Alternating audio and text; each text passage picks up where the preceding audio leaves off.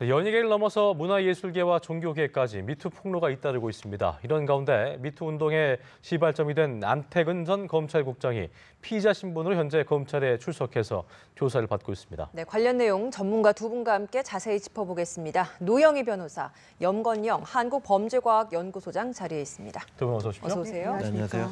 자, 그야말로 매일매일 시청자분들께서도 미투 운동에 대한 뉴스를 접하고 계시겠습니다만 미투 운동이 문화예술계 중심으로 그야말로 확산일로를 걷고 있는 상황이고요.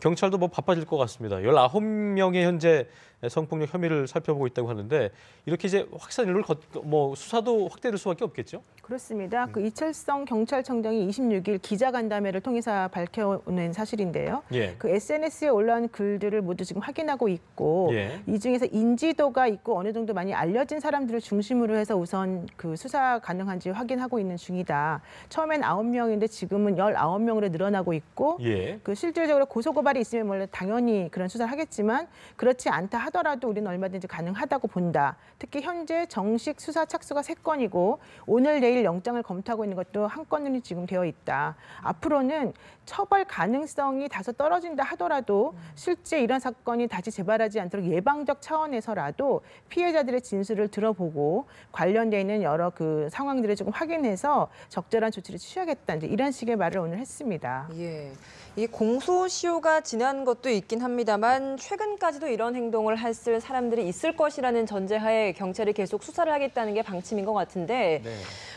좀 피해자들의 진술이 있는 것들은 추가 조사가 가능하겠습니다만 피해자 진술이 없는 것들도 조사나 이런 것들이 가능한 겁니까? 일단 경찰 입장에서 두 가지로 봐야 됩니다. 하나는 진술이 적극적으로 나올 수 있는 내용에 대해서는 직접 수사관을 파견한다던가 아니면 참고인 조사를 통해서 확보하겠다는 의지인 것 같고요. 예. 다만 여기서 문제는 친고죄가 폐지된 시점 이전 내용에 대해서는 실제로 처벌하기가 좀 어려운 내용들이 상당히 많기 때문에 예. 과연 조사를 통해서 처벌이 가능하겠냐에 대해서는 좀 의구심이 가는 부분이 예. 있고요. 실제로 이철성 경찰청장께서 약간 좀 시류에 편승한 이야기를 했을 수도 있습니다. 왜 그러냐면 실제 처벌할 수 있는 내용에서 적극적으로 수사를 한다면 피해자들 입장에서 고마운 일이겠죠. 근데 처벌도 하지 못하면서 일단 수사본부를 설치한다던가 이렇게 했을 경우에 정작 사법기관에서 나의 피해를 정확하게 처벌을 못 해주고 일만 벌려놨다 이런 비난을 받을 수도 있거든요. 예. 따라서 피해자분들이 노출이 될 수밖에 없습니다. 아무리 저희 피해자를 보호한다 하더라도 예. 수사 과정에서 노출될 수 있는 부분이 있기 때문에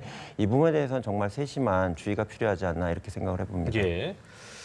미투 사태가 저희가 아까도 그 오프닝에서도 말씀드렸습니다만 문화예술계를 넘어서 더 충격적인 건 종교계까지 번지고 있다는 얘기인데 천주교 수원교구 소속의 한 신부가 성폭행 관련 증언이 나와서 충격을 주고 있습니다. 예. 그러니까 이게 7년 전에 있었던 그 아프리카 남수단에 파견된 그 봉사활동에서 이루어진 일인데요. 예. 네. 이 당시에 한모 신부가 그 여성 신도를 이제 성폭행하려고 했었다. 그래서 그 과정에서 이 여성 신도가 새벽 5시까지 본인이 이제 이것을 피해보려고 노력을 하다가 여러 가지 예. 몸에 상처를 입는 일이 벌어졌었고 당시 이와 관련된 내용을 다른 신부 2명에게 얘기를 했었지만 별다른 조치가 취해지지 않았었다. 이제 이런 얘기를 하고 있는데요. 지금 현재 이제 한모 신부는 일부 사실을 인정하고 정직 상태에 있습니다만은 이 한모 신부는 그 정의구현 사재단의 그 일원으로 활동을 하고 있고요. 예. 또 그 울지마 톤즈라고 하는 그 영화에서 그 사목 활동을 매우 열심히 하는 그 신부로 알려져 있었거든요. 예. 근데 이제 이 사건으로 인해서 그 정의구현 사재단 활동을 일단 자진 탈퇴를 한 지금 상황이고요. 예. 실질적으로는 그 경찰청에서 그 발표한 2010년부터 2016년도까지 그 전문 직군별 성폭력 그 범죄 통계 현황을 살펴보게 되면 종교인에 의한 그 성폭력이 가해진 게 681건이라고 그래요. 물론 이 681건에는 신부뿐만 아니라 불교계 또 개신교 이런 여러분들이 다 섞여 있긴 하지만 그래서 실제로 이런 것들이 상당히 심각한 문제가 아니었나라는 얘기를 좀 하고 있고요. 특히 원주 교구에 있는 어떤 신부님도 마찬가지로 여성 신도들에 대한 성추행을 해서 지금 현재 정직 상태에 있는 것으로 지금 알려져 있기 때문에 사실 상당히 이 생각보다 이 알려진 것보다 사실은 더 심각한 일이 많이 벌어지지 않았을까 하는 의구심을 좀 가지게 됩니다. 예. 저희가 그때 이윤택 씨 기자회견 뒤에 이제 저희가 분노했던 것은 이걸 사과를 시나리오를 딱 짜놓고 미리 연습했다는 것 때문에 그런 어떤 그 조작된 어떤 그 사과였다는 것 때문에 분노가 일었었는데 해당 신부가 속한 수원 교구 같은 경우도 공개 사죄를 하긴 했습니다만 이게 보니까 해당 신도들한테는 성당 신도들한테는 사흘 지나면 잠잠해진다 뭐 이런 얘기를 해서 또 공부를 하고 있는 것 같아요. 네, 맞습니다. 이제 25일 날 그 사과문이 사실은 발표가 되었는데요. 예. 이제 그 이용훈 수원 교구장인 주교가 그 특별 사목 서한을 발표를 해서 앞으로 이런 일이 발생하지 않도록 하겠다라는 말을 했는데 예. 그런 말이 무색하게 24일 날 바로 전날이었죠. 그 평신도들에 대해서 단체 문자가 갔다는 겁니다. 3일간 성당에 미사가 없다. 성당 출입도 우리는 금지할 것이다. 보도거리가 없으면 자연스럽게 이슈가 사라져서 잠잠해지니 거기에 따라달라. 이런 얘기 있었었는데 이게 그 성당에 가보면요. 2월 25일부터 3월 2일까지 그 성당 출입을 금한다라고 하는 이 안내문이 붙어져 있어요. 그리고 이와 관련해서 뭐라고 얘기를 하고 있냐면 언론의 왜곡 및 증폭 보도를 막기 위한 결정이니 따라달라. 언론에서 한 커트라도 나가게 되면 오히려 이게 일파만파 커지게 되고 결국 그것은 여러분들에게 피해가 돌아가는 거 아니겠느냐. 이런 식으로 시시하기 위한 것이다라고 그렇죠. 예, 있죠. 이런 식으로 얘기가 되고 있습니다. 그래서 이것과 관련해서 또 이제 그 해당 기자가 인터뷰를 하려고 예. 하긴 해봤더니 수원 교구 측에서 우리는 모르는 일이다. 단지 그 본당 사목회에서 그렇게 결정한 것 같은데 나한테 물어보지 마라. 이런 답을 들었다고 합니다. 종교계에 대한 수사도 좀 제한 없이 이루어질 수 있는 겁니까?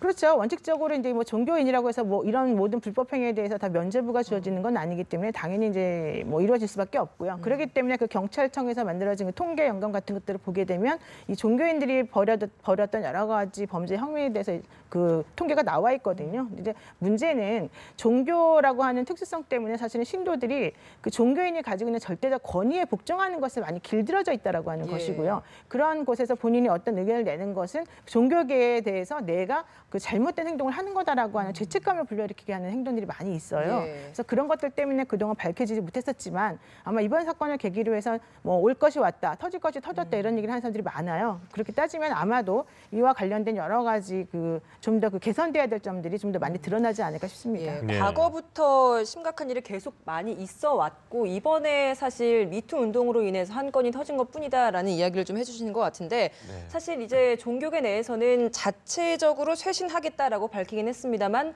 당장 처한 대처 방법만 봐도 지금 같은 상황에서는 면직도 합당한 뿐만 아니라 지금 더한 처벌도 있어야 되는데 정직으로만 끝났다라고 이야기를 하는 것도 솜방망이다라는 비판이 있거든요.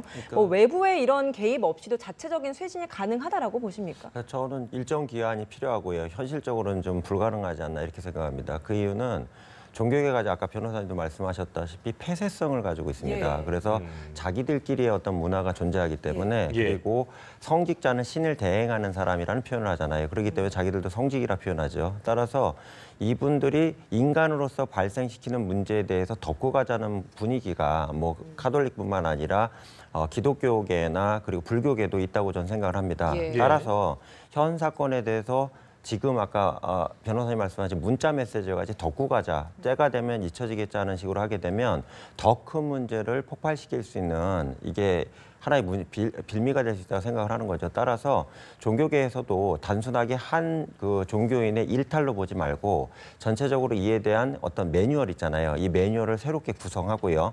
물론 종교기관이긴 하지만 민간 기업이나 공조직에서 하는 것과 같은 어떤 교육 내지는 매뉴얼들 프로세스를 통해서 피해자는 보호하고 가해자에 대해서는 철저하게 배제하는 방식의 이런 내용들을 갖춰가야 되지 않을까 이렇게 생각을 합니다. 예. 주말 동안 이제 그 사람들이 하는 얘기가 이제 또 누가 나올 것인가라는 그 얘기가 나올 만큼 계속해서 그 줄줄이 이렇게 폭로가 터져 나오고 있는 상황인데요.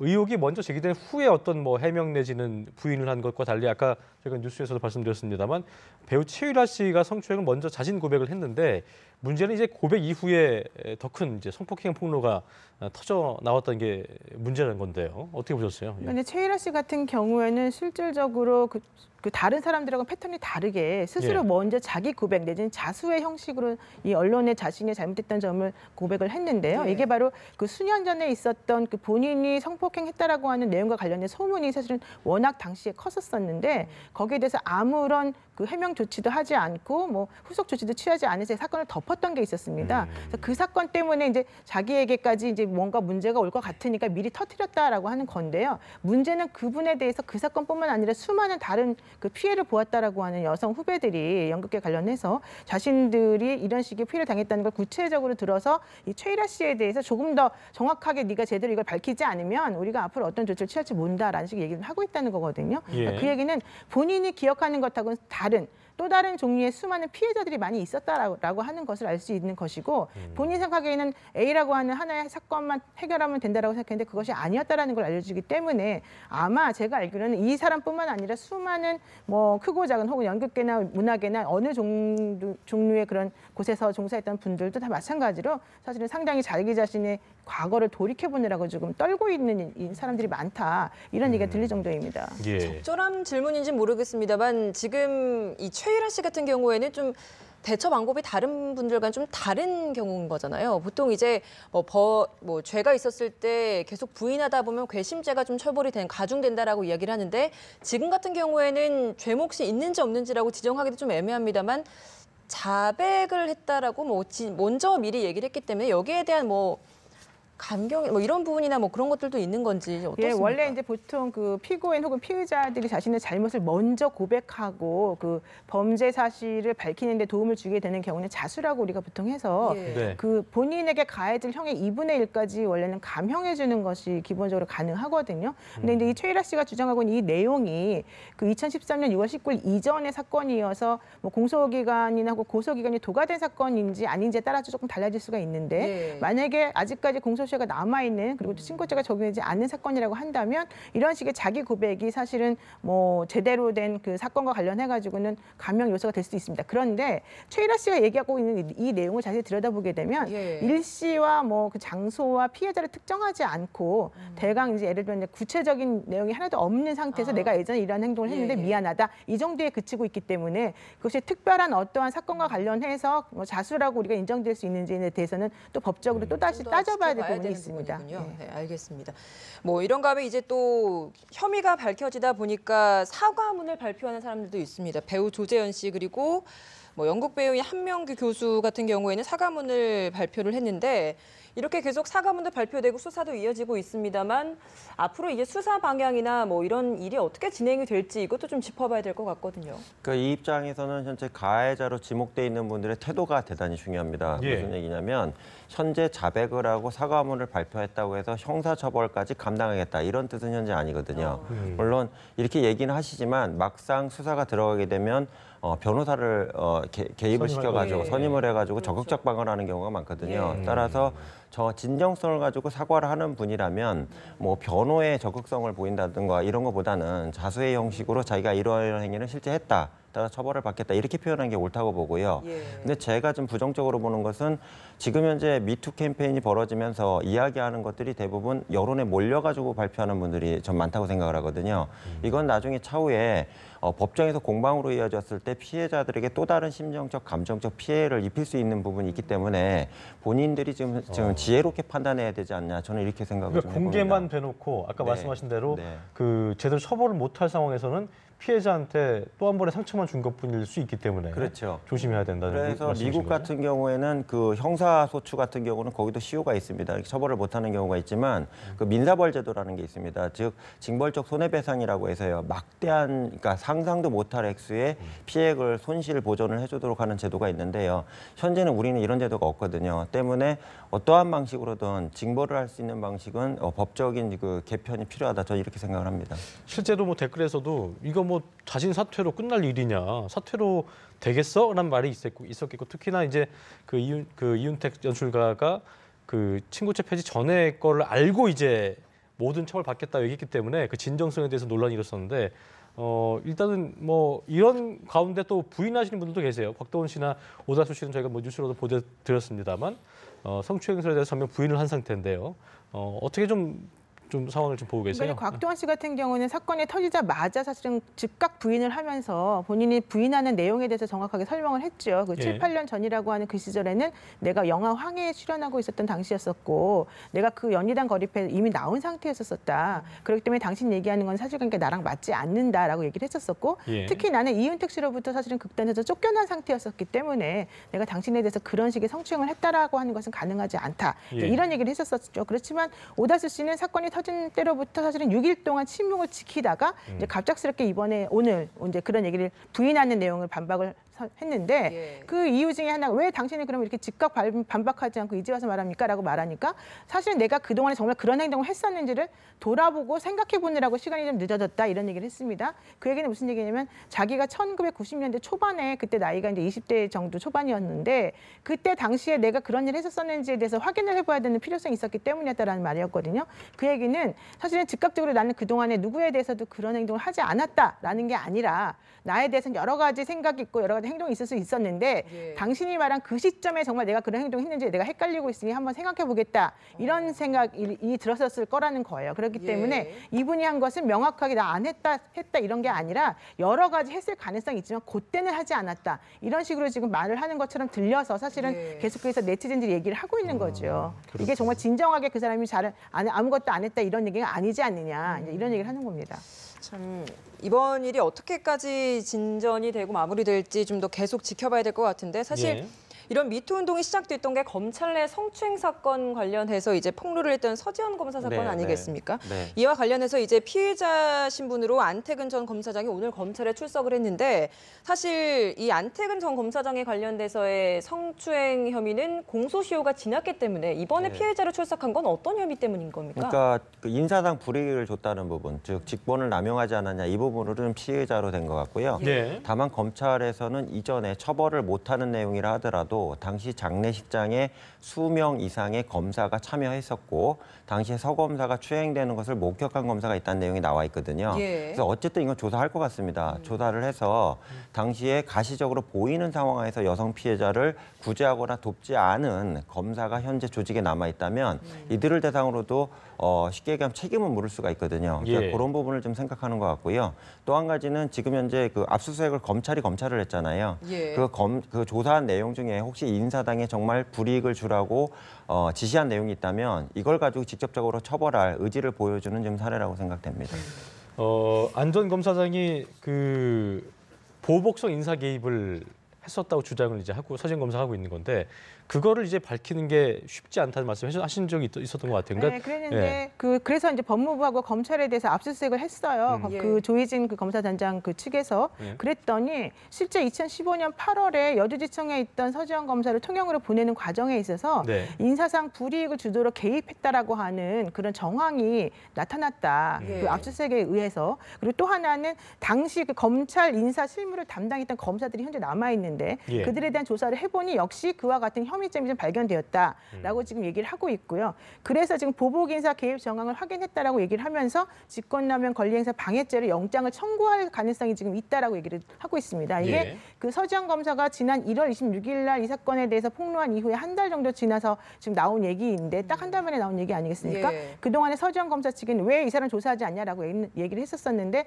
아마 이제 그런 밑작업을 하느라고 조금 시간이 걸렸던 것으로 보이고 증거를 좀 모으기 위해서. 네, 그렇습니다. 예. 더 중요한 것은 제가 봤을 때는 지금 2010년도에 일어난 이 사건에 대해서 서지현 검사가 그 이후에 뭐라고 얘기를 했냐면은 그 실질적으로 이 사건 때문에 나는 잠도 못 자고 정신적으로 피해를 받았고 고통을 받았고 우울증에 시달렸다라고 얘기했는데 그게 만약에 정신적 피해로 인정이 된다라고 한다면 사실 인과관계가 있는 행동이거든요. 그 강제추행과 관련해서 그렇다면 강제추행치상이라고 하는 죄로 사실은 이 사람을 의율할 수가 있습니다. 강제추행치상죄는 301조에 나와 있는데 공소시효가 15년짜리 범죄 행위고 친고죄가 예. 적용되지 않아요. 그렇기 때문에 권리행사 방해죄의 공소시효가 사실은 그 7년인데 그 권리행사 방해 직권남용 그 죄 플러스 이 강제추행치상과 관련해서 또 역시 그 혐의 사실을 인정할 수 있지 않을까 그렇게 된다면 안태근 검사는 생각보다 중한형에 처해질 가능성이 있고요. 또 하나는 지금 검찰에서 영장 청구를 고민하고 있다라고 하는데 제가 알기로는 영장을 아마 청구하게 될 가능성이 높아 보이고 예. 그렇기 때문에 발부될 가능성이 높아 보여서 아마도 이제 인신 구속에 또 불이익을 좀 당할 가능성이 있지 않을까 생각이 듭니다. 예.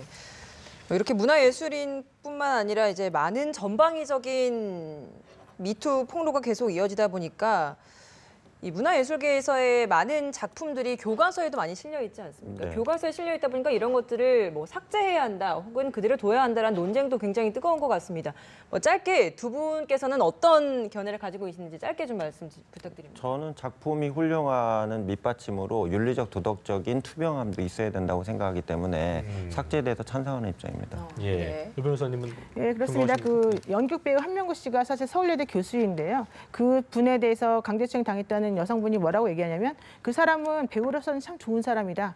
그러나 인간으로서 매우 더러운 인간이다 이렇게 말했어요. 근데 예. 어떤 예술행위라고 하는 것이 그 사람의 본성이나 인격성하고 완전히 괴리되었거나 격리되어서 나타날 수는 없다라고 저는 보기 때문에 물론 여러 가지 담론을 거치고 사회적 합의를 거쳐야 되긴 하겠지만은 그럼에도 불구하고 그런 사람의 시나 그런 사람의 예술 작품을 단지 예술성이 있다는 것만으로 그렇게 교과서에 실린다거나 혹은 학생들이 배우게 하는 그런 예. 장애에 속한다는 것은 좀 옳지 않지 않나 이런 생각이 듭니다. 네, 두 분 다 예. 반대 의견인 것으로 좀 정리를 해보도록 하겠습니다. 자, 지금까지 노영희 변호사 그리고 염견영 한국범죄과학연구소장 두 분과 함께 자세한 이야기 나눠봤습니다. 오늘 말씀 고맙습니다. 고맙습니다. 감사합니다.